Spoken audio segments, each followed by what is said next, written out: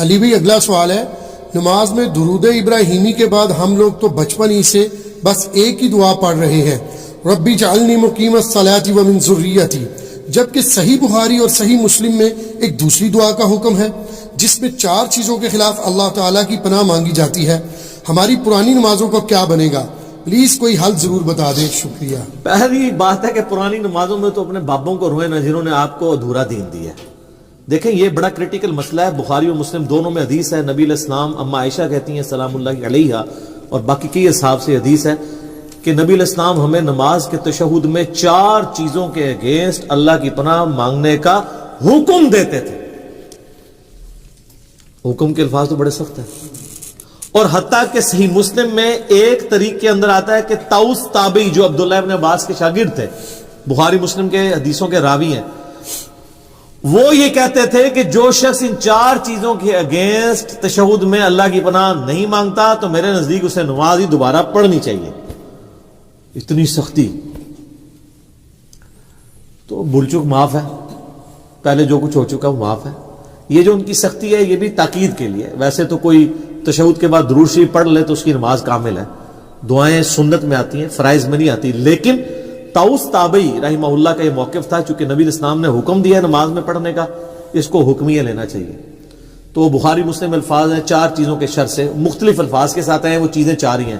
اللہم انی اعوذ بک من عذاب جہنم ومن عذاب القبر ومن فتنة المحیا والممات ومن شر فتنة المسیح الدجال، یعنی جہنم کے اگینسٹ اللہ کی پناہ، عذاب قبر کے اگینسٹ اللہ کی پناہ، زندگی اور موت کے فتنے کے اگینسٹ اللہ کی پناہ، اور دجال جس کا دجل سے ایمان والوں کو اللہ ہی بچائے، آمین ثم آمین، اس کے اگینسٹ اللہ کی پناہ۔ یہ 4 چیزوں کے شر کے اگینسٹ۔ باقی یہ بات صحیح ہے کہ بخاری شریف میں الفاظ ہیں جب تم تشہد میں درود شریف پڑھ چکو اس کے بعد جو چاہو اپنے رب سے مانگو، اس کے تحت صرف یہ دعا نہیں، یہ دعا تو ہے ڈیٹم لیول پہ کمپلسری، اس کے بعد آپ کو جو دعائیں یاد ہیں کتاب و سنت میں عربی زبان کے اندر دعائیں معصورہ ان کو کہتے ہیں، وہ پڑھیں۔ مثلا ایک دعا تو آپ ضرور پڑھیں جو بخاری مسلم دونوں میں کہ نبی علیہ السلام نے، انس بن مالک کہتے ہیں اور کوئی دعا پڑھیں نہ پڑھیں یہ دعا آپ نے زندگی بھر نہیں کبھی چھوڑی، اللہم ربنا آتنا فی الدنیا حسنہ وفی الآخرۃ حسنۃ وقنا عذاب النار۔ اس سے پرفیکٹ دعا ہی کوئی نہیں ہے۔ اے اللہ مجھے دنیا میں بھی بھلائیاں عطا فرما اور آخرت میں بھی بھلائیاں عطا فرما، اور سب سے بڑی بھلائی آخرت کی کیا؟ وقنا عذاب النار، آگ کے عذاب سے بچا۔ یہ اس سے بڑی کوئی دعا نہیں ہے، اور سر دنیا کے ہر کام کے لیے یہی دعا ہے۔ کسی کی اولاد نہیں ہو رہی تو یہ ہے، کسی کی نوکری کا ایشو ہے یہ ہے، کسی کو بیماری کا ایشو ہے یہ ہے، بھلائی ہے نا۔ اور مسلم شریف میں بڑی پیاری حدیث ہے، ایک صحابی کے بارے میں آتا ہے صحیح مسلم میں کہ وہ اتنے کمزور ہوئے گویا کہ چڑیا کی طرح ان کا ڈھانچہ ہو گیا، تو نبی علیہ السلام ان کی عادت کے لیے گئے، آپ کو اندازہ ہو گیا کہ اس نے کوئی کام ڈالا ہوا ہے۔ آپ فرمایا تو اللہ سے کیا مانگتا ہے؟ اس نے عرض کیا اللہ کے رسول میں تو اللہ سے یہ مانگتا ہوں کہ اے اللہ جو تو نے مجھے آخرت میں عذاب دینا ہے نا دنیا ہی میں دے لے۔ ہوئے اب سبحان اللہ، کیا تم اللہ کے عذاب کو برداشت کرنے کی طاقت رکھتے ہو؟ یہ تم کیوں کہہ رہے ہو کہ اے اللہ جو مجھے آخرت میں عذاب دینا دنیا میں دے لے؟ وہ دنیا میں بھی اللہ کا عذاب تو کوئی نہیں برداشت کر سکتا، اور تمہیں تو چاہیے تھا تم دعا کرتے اللہم ربنا آتنا فی الدنیا حسنہ وفی الآخرۃ حسنہ وقنا عذاب النار۔ یہاں ہم ایسے صوفیاء کہتے ہیں کہ ان کو جوئیں پڑی رہتی تھی، کوئی جو نیچے گرتی تھی پھر اوپر رکھ لیتے تھے۔ یہ گند مند دین نہیں ہے اسلام۔ اسلام میں تو یہ ہے کہ آپ نے اللہ سے بھلائیاں مانگنی ہے، تو نبی علیہ السلام کا بھلائی مانگتے، صحابہ کہتے ہیں اس نے وہ دعا پڑھی، وہ اس طرح صحیح ہو گیا جیسے ایک چوزا جب پیدا ہوتا ہے اس کے بعد میں پر نکل آتے ہیں زندہ ہو جاتا ہے، وہ اس طرح وہ اپنی بیماری سے باہر نکل آیا۔ یہ دعا اپنے تشہد میں پڑھے۔ اچھا ایک اور دعا ہے جو سیدنا ابوبکر نے حضور سے مانگ کے لی ہوئی ہے، دیکھ لیں صحابہ کرام تو مانگتے بھی تھے، تو کیا مانگتے تھے؟ صحیح بخاری میں حضرت ابوبکر نے کہا یا رسول اللہ، یعنی آپ علیہ السلام نے ترغیب دلائی ہے تشہد میں دعاؤں کی، تو مجھے کوئی ایک خاص دعا ایسی دے دیں جو میں پڑھوں۔ تو آپ صلی اللہ علیہ وآلہ وسلم نے ان کے لیے دعا ان کو تعلیم فرمائی، اللہم انی ظلمت نفسی ظلما کثیرا ولا یغفر الذنوب الا انت فاغفر لی مغفرۃ من عندک وارحمنی انک انت الغفور الرحیم. یہ وہ دعا پڑھتے تھے.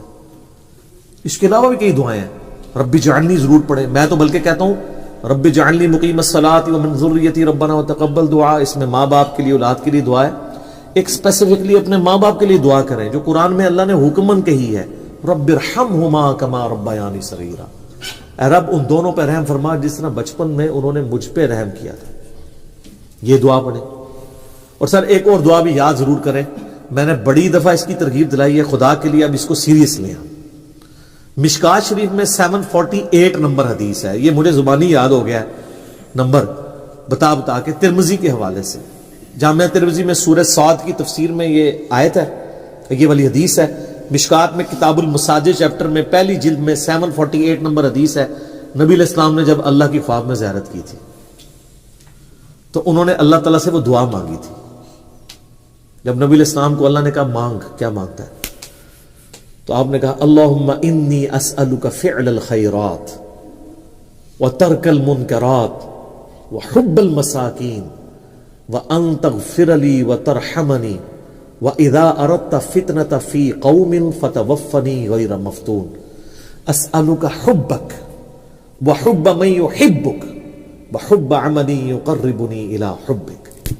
کیا پرفیکٹ دعا ہے. یہ تشہد میں ضرور پڑھا کریں, بلکہ سجدے میں پڑھا کریں. صحیح مسلم میں حدیث ہے کہ انسان سجدے میں سب سے زیادہ اپنے رب کے قریب ہوتا ہے, لہذا خوب دعائیں مانگا کرو.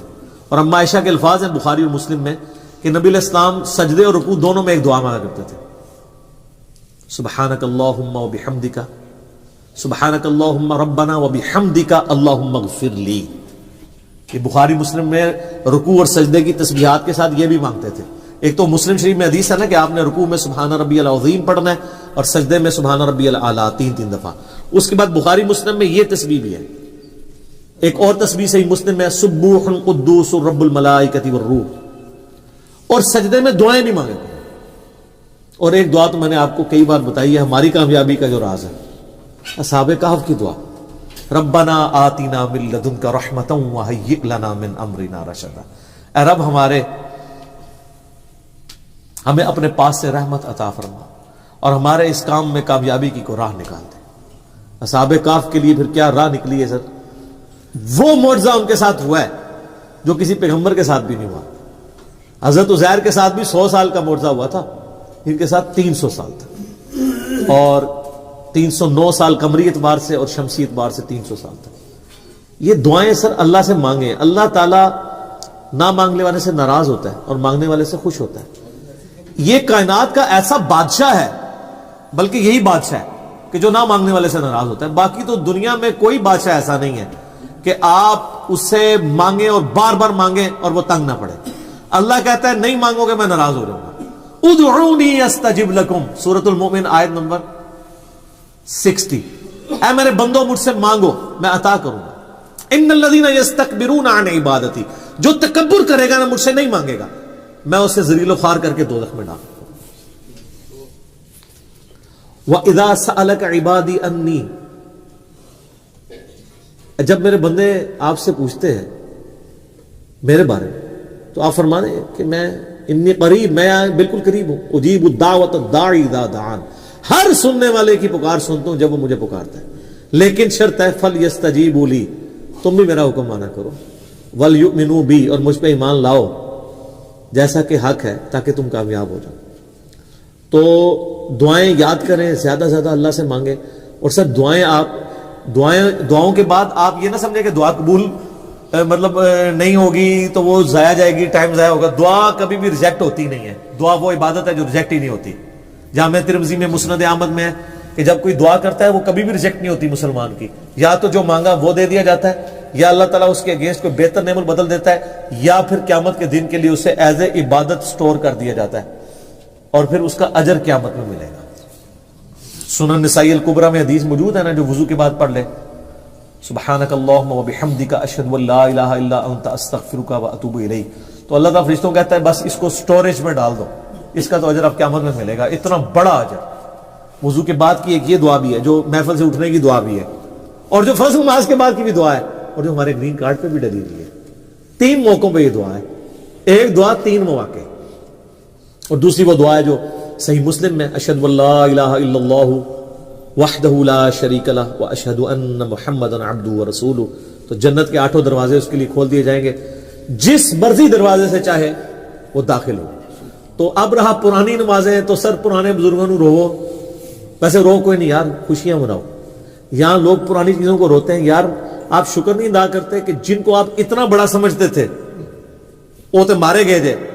جو آپ اپنے آپ کو کچھ نہیں سمجھتے تھے, اللہ نے آپ کو کہاں گندے نالے سے اٹھا کے کہاں پر پہنچا دیا.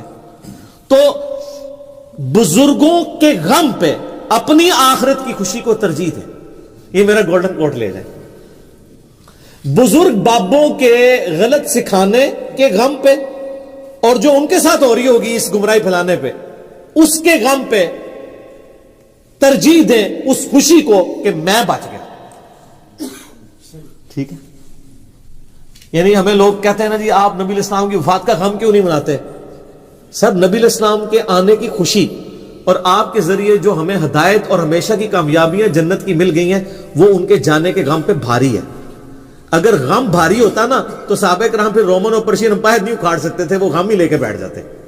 ان کو پتا تھا کہ نبی علیہ السلام نے جو اپنا فرض ہے وہ ادا کر دیا, انہوں نے دنیا سے جانا تھا, وہ چلے گئے ہیں. اب ہماری ذمہ داری ہمیں دے گئے ہیں. جو بخاری مسلم میں یوم النحر کا خطبہ بھی ہے کہ آپ نے منا کے میدان میں کہا تھا کہ جو اللہ نے مجھے پیغام دیا تھا میں نے تم تک کیا پہنچا دیا. سب نے کہا پہنچا دیا, حق ادا کیا. آپ نے فرمایا اللہم اشہد اللہم اشہد اللہم اشہد. پھر کہا کہ اب تمہاری ذمہ داری ہے کہ اس کو لوگوں تک پہنچانا, اور دیکھنا بسا اوقات جس کو بات پہنچائی جا رہی ہوتی ہے وہ زیادہ یاد رکھنے والا ہوتا ہے بنسبت اس کے جو پہنچا رہا ہوتا ہے. اور محدثین جب یہ حدیث پڑھا کرتے تھے تو کہا کرتے تھے صدق رسول اللہ. اوئے ہائے ہائے, رسول اللہ نے سچ کہا تھا. آج دیکھ لیں دین تو نکلا عرب سے تھا, لیکن یہ 6 کتابیں جو آپ کے سامنے رکھی ہیں ان میں کوئی بھی عربی نہیں ہے. آج چینل تو سعودی عرب کا ہوتا ہے جو ہم چینل دیکھتے ہیں, لیکن حدیثیں چل رہی ہوتی ہیں رشیا کی اور ایران کی. امام بخاری رشیا سے, امام مسلم ایران سے, نیشا پور کے رہنے والے کشیریا قبیلے کے. آج بھی نیشا پور ایران کا شہر ہے, اور اسی نیشا پور میں امام حاکم بھی ہیں جنہوں نے مستدرک الحاکم لکھی ہے, وہ بھی نیشا پوری ہیں. بخارا, ہاں رشیا میں بخارا. ٹھیک ہے, اب وہ رشیا کہا جاتا ہے نا اسے. اور تسی اگر نٹی گریٹی سنانا شروع کر دو جو گل ہے انہوں پڑھو. ٹھیک ہے, تو یہ ذالک فضل اللہ یؤتیہ من یشاء.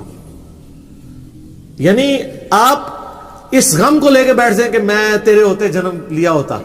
نہ سر, آج بھی جنم لو تو تسی بہت کچھ کر سکتے ہو.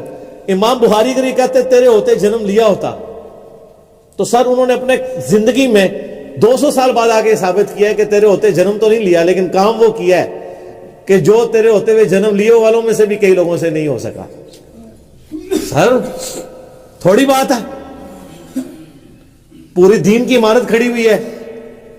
ٹھیک ہے, تو غم کی بجائے نا کام کیا کریں. میرے آگے آ کے سارے رونا, او جی وہ اے ہو رہا ہے جی, وہ ہو رہا ہے جی, دیکھو جی دنیا کس پاس جا رہی ہے. سر اے رونے نا رو, ان لوگوں کی ریمیڈیز کرو, لوگوں کو سمجھاؤ, لوگوں کو بتاؤ کہ یہ غلط ہے یہ صحیح ہے.